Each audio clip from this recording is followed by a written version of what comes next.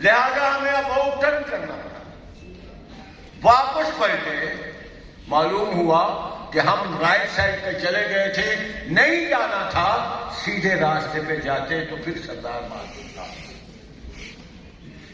یہی صورتحال زندگی کی ہے، یہی صورتحال مشن کی ہے.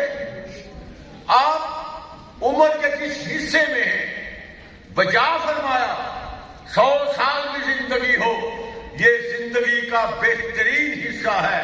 آئیے اس زندگی کے بہترین حصے میں کچھ کر جائیں، کچھ کما جائیں، کچھ بن جائیں، کچھ بہتر حاصل کر جائیں. وہ کیسے ہوگا؟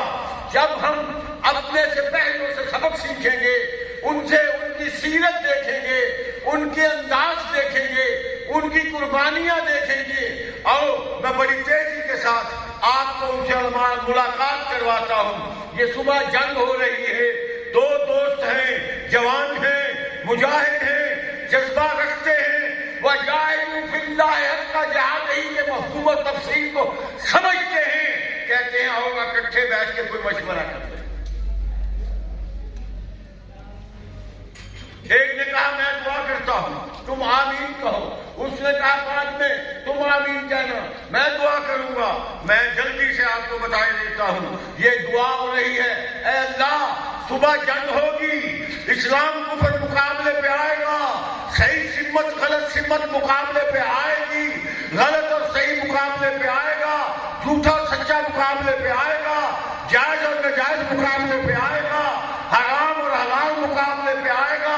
اے اللہ میں دعا کرتا ہوں جو میرے مد مقابل دشمن آئے وہ کمزور نہ ہو، وہ ناتواں نہ ہو، وہ جاہل انپڑھ نہ ہو، وہ طاقتور ہو، جنگی حربے جانتا ہو، وہ اس کے قوت بازو موجود ہو، کیا گیا وار بچانا جانتا ہو اور وار کرنا جانتا ہو.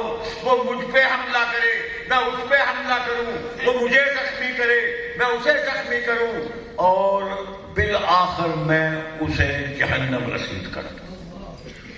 جذبہ ہے، جوان کا ارادہ ہے، اللہ کی بارگاہ میں التجا ہے.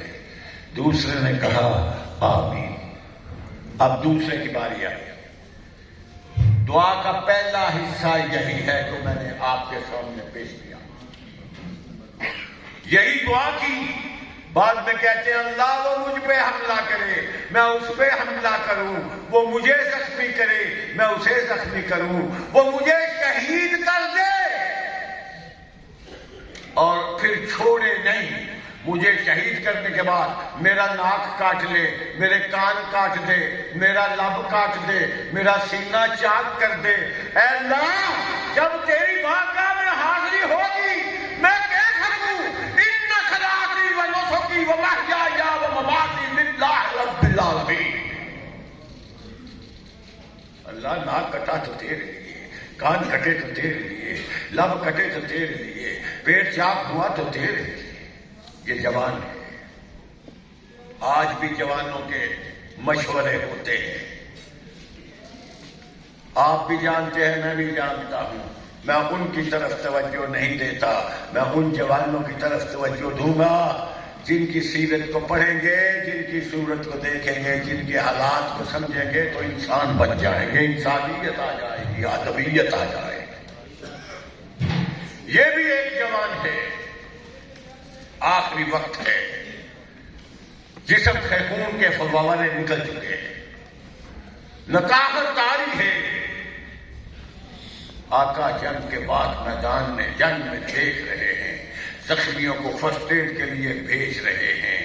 اور جب دیکھا کہ میرا جوان آخری سانسوں پہ ہے، سرہانے کھڑے ہو گئے. پوچھا مجھے بتا تیری آخری خواہش کیا ہے؟ آج میں اپنے ورکر کے لیے، اپنے مجاہد کے لیے، اپنے ساتھی کے لیے اللہ کی بارگاہ میں وہی دعا کیے دیتا ہوں. آنکھیں کھولی، جسم جو نقاہت سے چور چور تھا، خون نکل چکا تھا، وجود کو جھٹکے کے ساتھ رخسار کو آپ نے قدم مبارک پہ رکھا، آنکھیں کھولی، چہرہ پر انوار کی زیارت کی، کہا کر گل کو دیکھا، نہ تیری سی رنگت نہ تیری سی بو ہے، نکل جائے دم قدموں کے نیچے، یہی دل کی خواہش یہی آرزو ہے۔ جوان ہے، ایک اور جوان دیکھیے، وقت کا حکمران امیر المومنین بیت اللہ میں موجود ہے۔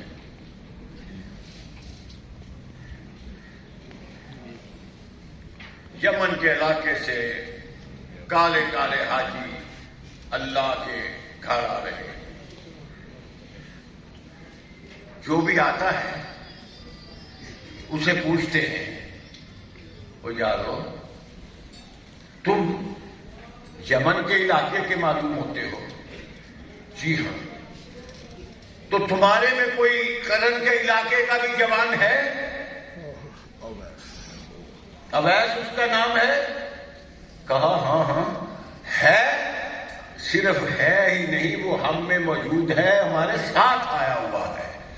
فرمایا مجھے اس سے ملاقات کروا دو، میں اس سے دعا کروانا چاہتا ہوں۔ نوجوانوں، کون کہہ رہا ہے؟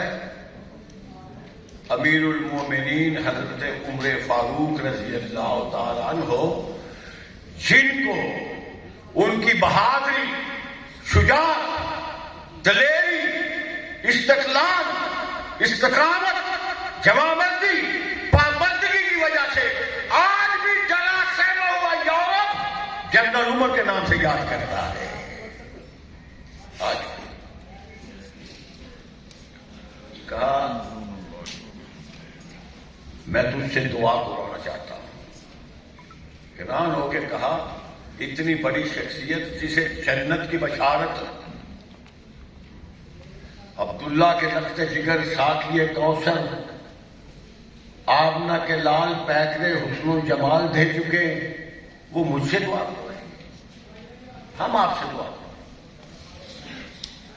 فرمایا اپنی مرضی سے نہیں، میں تجھ سے دعا اس لیے کروا رہا ہوں کہ میرے محبوب پیغمبر نے تیری نشاندہی کر کے کہا تھا کہ وہ آئے، کبھی ملاقات ہو تو اس سے میں اپنے لیے دعا کروا لینا۔ وجہ کیا تھی؟ وہ آقا کی زیارت سے تو معلوم رہے مگر اپنے ماں کی خدمت میں مصروف رہے۔ آج کا نوجوان بھی اپنا کردار دیکھ لے۔ ایک بہت برا واقعہ اچانک یاد آیا، میرے خیال میں اوائڈ کر جاؤ تو بہتر ہے، کلیجہ چھلنی ہوتا ہے۔ یہ ہر وقت ہم یہ ٹک ٹاک اور یہ وہ والدین کی بڑی باتیں سنتے اور پڑھتے ہیں، حقیقت کچھ اور ہوتی ہے۔ تو آگے چلیے۔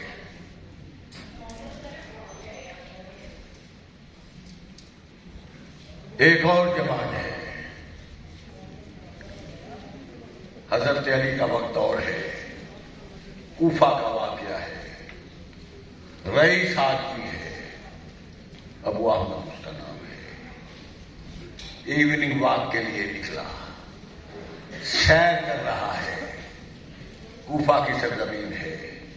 ایک باغ میں دیکھا ایک مالی کھڑا ہے، غلام کھڑا ہے، وہ روٹی کھا رہا ہے، اس کے سامنے ایک ڈوگی بیٹھا ہوا ہے، وہ ایک لقمہ خود کھاتا ہے، ایک لقمہ اسے کھلاتا ہے، اور ابو احمد رئیس بڑی توجہ سے جانچ رہا ہے۔ جب اس نے کھانا کھلا دیا، روٹی کھا لی اور کتا اٹھ کے چلا گیا، رئیس پوچھتا ہے او جوان یہ کتا تیرا رکھوالا ہے یا مسافر ہے؟ کہا میرا رکھوالا نہیں ہے، یہ مسافر ہے، پردیسی ہے، جا رہا تھا، میں نے روٹی کے لیے کپڑا کھولا، یہ دم ہلاتا ہوا آ گیا، میں نے سمجھا کہ یہ بھوکا ہے، روٹی کھانا چاہتا ہے، تو میں نے سوچا اسے بھی کھلا دیتا ہوں۔ ایک ٹکڑا میں نے اس کو کھلایا، ایک لقمہ خود کھایا، ایک لقمہ اس کو کھلایا۔ اس نے کہا مگر میں دیکھتا رہا تو بڑی جانچ پڑتال کر کے لقمہ بھی برابر برابر توڑتا تھا، اس کی وجہ کیا ہے؟ جوان نے کہا کوئی وجہ نہیں، جب میں نے اسے آتے ہوئے دیکھا، میں نے اس کے چہرے اور آنکھوں سے بھوک دیکھی، اس کی ڈیمانڈ دیکھی، میں نے نیت کی تھی آدھی روٹی خود کھاؤں گا، آدھی روٹی اسے کھلاؤں گا، اس لیے میں لقمے جانچ جانچ کے کھلاتا رہا، میری نیکی کی نیت میں فرق نہیں۔ آج کا نوجوان کہاں کھڑا ہے؟ آج کا نوجوان کہاں کھڑا ہے؟ میں مبارکباد پیش کروں گا اہل حدیث یوتھ فورس پاکستان کے کارکنان کو۔ جب لوگ نوجوان ڈکیتیوں میں مصروف ہیں، بدکاریوں میں مصروف ہیں، یہ ذیلی عیاشی میں مصروف ہیں اور برائیوں میں مصروف ہیں، رات بائکیں چھیننے میں مصروف ہیں، ہر طرح کی خیانت میں مصروف ہے، تو میرا شمار و شہید آج اس گئے گزرے دور میں بھی جب دیکھتا ہوں کبھی پہاڑوں پہ تعاون کے لیے چلے ہوئے ہیں، کبھی دریاؤں میں چل رہے ہیں، کبھی کشتیوں میں سفر کر رہے ہیں، کبھی ٹوٹے ہوئے بازاروں اور محلوں میں جا رہے ہیں، کبھی گرے ہوئے چھتوں کو اٹھا رہے ہیں، کبھی بھوکھوں کو کھانا کھلا رہے ہیں، کبھی ننگے کو کپڑے پہنا رہے ہیں، گویا کہ اس دور کی انسانیت کو جو جس آزمائش میں آ گئی، جو جس آفت اور مصیبت میں آ گئی، یہ سوال جھٹ کے ادھر پہنچ گئے، الٹ کیا، اپنے پاس سے ڈالا، محنت کی، مشقت کی، جس راستے پہ لوگ جاتے ہوئے ڈرتے ہیں یہ وہاں پہنچ کے خدمت کرتے ہیں۔ میں سلوٹ پیش کرتا ہوں، سلام پیش کرتا ہوں اہل حدیث یوتھ فورس کہ ہر ورکر کو، اور پھر میں نے اپنی آنکھوں سے دیکھا، اپنی آنکھوں سے۔ ابھی بڑا کچھ میرا بھائی کہہ رہا تھا، مگر جب میں ایسے دیکھتا ہوں تو یہی سمجھتا ہوں کہ ایک عضو معطل ہو چکا۔ سلام کے دنوں کی بات کر رہا ہوں، جس طرح جوانی کے دن گزارے تھے، جس طرح ایکٹیو تھے، بیڈ پہ چین نہیں آتا تھا۔ 2-3 ساتھیوں سے میں نے مشورہ کیا، انہوں نے کہا نہیں ایسے حالات میں نہ آپ کو جانا چاہیے، نہ جانے دوں گا۔ خیر میں نے رانا صاحب کے ساتھ مشورہ کیا، ہم چل پڑے۔ ارادہ اور تھا، لمبی بات ہے ختم کرتا ہوں، ارادہ اور تھا۔ پروفیسر عامر وکیل صدیقی صاحب سے رابطہ ہوا رہنمائی کے لیے، راستے کے لیے، علاقے کے لیے۔ انہوں نے گرفتار کر لیا، کہا آپ کہیں نہیں جائیں، بس میرے پاس جامعہ محمدیہ خان پر پہنچے پھر چلے گئے۔ ایسا ہوا اور بہتر ہوا۔ پھر جس علاقوں میں آپ کی قیادت میں پہنچ کر انسانیت کی خدمت کی ہے، وہ میں آنکھوں سے دیکھ چکا ہوں۔ ایک جگہ ایسی آئی کہ مجھے گاڑی میں بٹھا دیا کہ آپ آگے نہیں جا سکتے۔ حالانکہ میں بھی رادے کا کتا بندہ سا، میں کہ چلو جتھے بھی جاتے ہیں جاتے ہیں، اور واقعی دیکھا کہ وہ اگر میرے بس کا لوگ نہیں، پیدل یہ دہاتوں تک پہنچے۔ میں کہتا ہوں کہ اللہ کا شکر ادا کرنا چاہیے کہ آج اس دور کا جوان، میں جب کسی جوان کو دیکھتا ہوں کہ نالی میں اس کا منہ پڑا ہے، گٹر کے کنارے پڑا ہے، روڈ میں پڑا ہے، مونچھیں بڑی ہوئی ہیں، داڑھی بڑی ہوئی ہے، ناخن بڑا ہوا ہے، کپڑے پھٹے ہوئے ہیں، مٹی سے بھی پورے ہوئے ہیں، تو میں دیکھتا ہوں دل جلتا ہے، کلیجہ پھٹتا ہے، اور میں سوچتا ہوں جس دن یہ پیدا ہوا تھا اس کے والدین نے مٹھائیاں تقسیم کی ہوں گی اور مبارکبادیں وصول کی ہوں گی۔ آج یہ یہاں پر اسی طرح آپ جیل میں دیکھو، آپ کو جوان مجرم زیادہ نظر آئیں گے، کرائے کے قاتل وہ ہوں گے، ڈاکو وہ ہوں گے، جہاز وہ ہوں گے، نشہ کرنے والے وہ ہوں گے، چور وہ ہوں گے، لڑنے والے وہ ہوں گے۔ اس لیے آپ اللہ کا شکر ادا کیا کریں کہ اللہ نے آپ کو برائی سے بچایا ہے نیکی کے راستے پہ چلایا ہے. جب میں کبھی سنتا ہوں نوجوان ہیں, کبھی تجربہ نہیں ہوتا, تھوڑی مسٹیک ہو جاتی ہے, تو برستے لوگوں کو دیکھتا ہوں تو کلیجہ پھٹتا ہے. یارو, کیا ہم پیدا ہوتے ہی 70-80 سال کے ہو گئے تھے تو ساری عقل جمع ہو گئی تھی؟ Practice make man perfect. مگر میں نے حدیث یوسف اور کے نوجوان کے چہرے پہ جب نظر اٹھاتا ہوں میرا دل باغ باغ ہو جاتا ہے. شاید کبھی آپ نے بھی اپنی حیثیت پہ توجہ نہ کی ہو. میں حدیث یوسف کو کیا سمجھتا ہوں, آپ دیکھیے, میں لائن میں لگاتا ہوں, آپ چیک کر لیں, کلیجے اور سینے سے پوچھ لیں, دل سے پوچھ لیں, غلام نہیں کرتا. میں کہتا ہوں اے حدیث یوسف فورس کا ہر ورکر اللہ کی توحید کا پرستار ہے, یہ سنت کا طلبگار ہے, قرآن و سنت کا پیروکار ہے. میرا جوان صحابہ کا جانشین ہے. میرا جوان میرا جوان یہ اہل بیت کا حقدار ہے. میرا جوان اولیاء کا وفادار ہے. میرا جوان شرک و بدعت سے بیزار ہے. میرا جوان خرافات اور بدعات رسومات سے بیزار ہے. میرا جوان شرافت کا نمبردار ہے. اور میرا جوان اہل حدیث یوسف فورس کا جوان, میرا جوان پاکستان کا پہرے دار ہے, نظریہ پاکستان کا پہرے دار ہے, جذبہ خدمت خلق کا سرشار ہے. ذرا اس کی سیرت پہ غور کر. میرا جوان والدین کا خدمتگار ہے. میں نے بحث کرنے کا واقعہ عرض کیا ہے.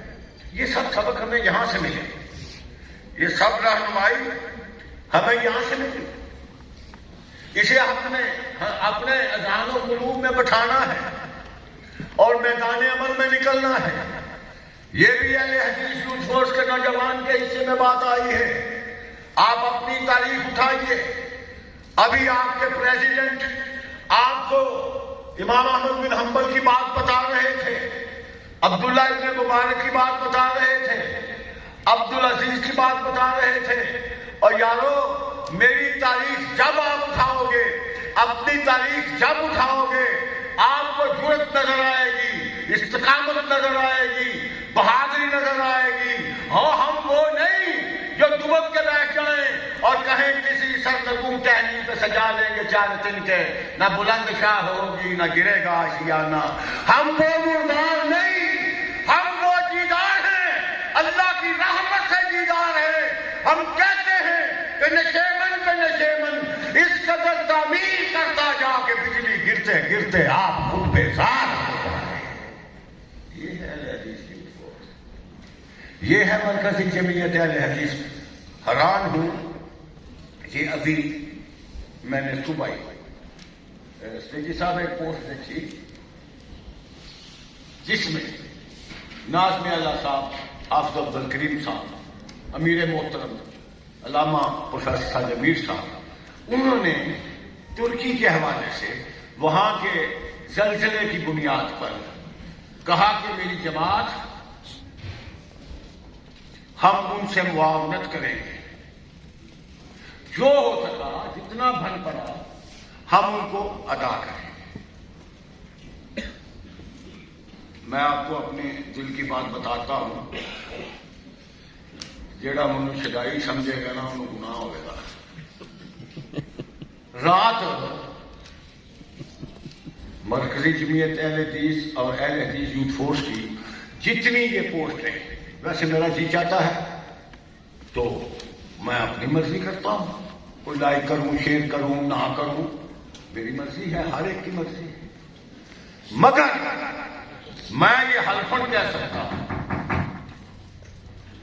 مرکزی جمعیت اہل حدیث یوتھ فورس کی جتنی پوسٹیں اس تعاون کے لیے آئی ہیں, میں نے ان کو لائک بھی کیا ہے, شیئر بھی کیا ہے, کمنٹ بھی دیے ہیں، دعا بھی دی ہے، اللہ کے کسی وقت جب آپشن بند ہو جاتا ہے، شیئر نہیں ہوتا یا لائک نہیں ہوتی تو منو کو دی، تو پھر میں وہ نہیں کر سکا. باقی میں نے اسے عرض کرنے کا مقصد ہے ثواب سمجھ کے کیا ہے کہ یہ میرا حصہ ہے، ثواب سمجھ کے کیا. مگر اس پوسٹ کے نیچے ایک عقل مند، ایک جوان نے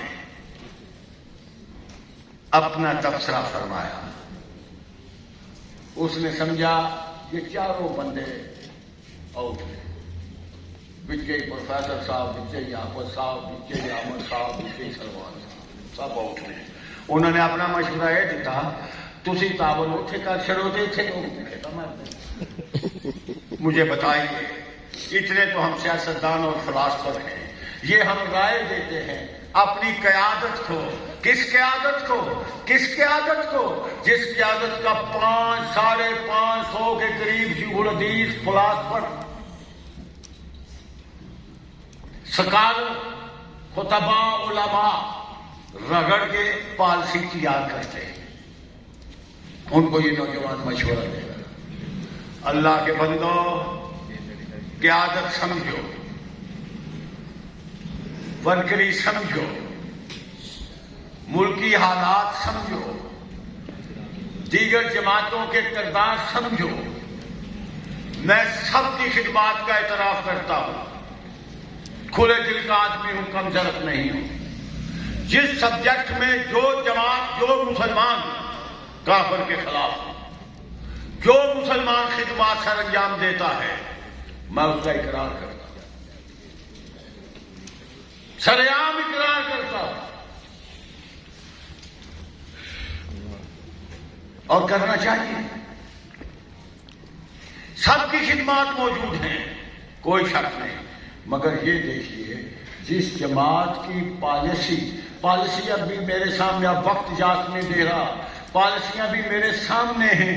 جس جماعت کی پالیسی 550 علماء کرام بنائیں، مشورے کے ساتھ 14 دن پہلے ایجنڈا پڑھ کے تیاری کر کے، وہ کیسے ڈکٹیٹرشپ سے واسطے لوگ اندر نہ پہلے مشورہ 5-5.5 علماء کا، اور ایک طرف آرڈر ایک ڈکٹیٹر کا، حجرے سے نکلا، کیمپ سے نکلا، آفس سے نکلا، یہ کر دو ہو جائے گا، یہ کر دو ہو جائے گا.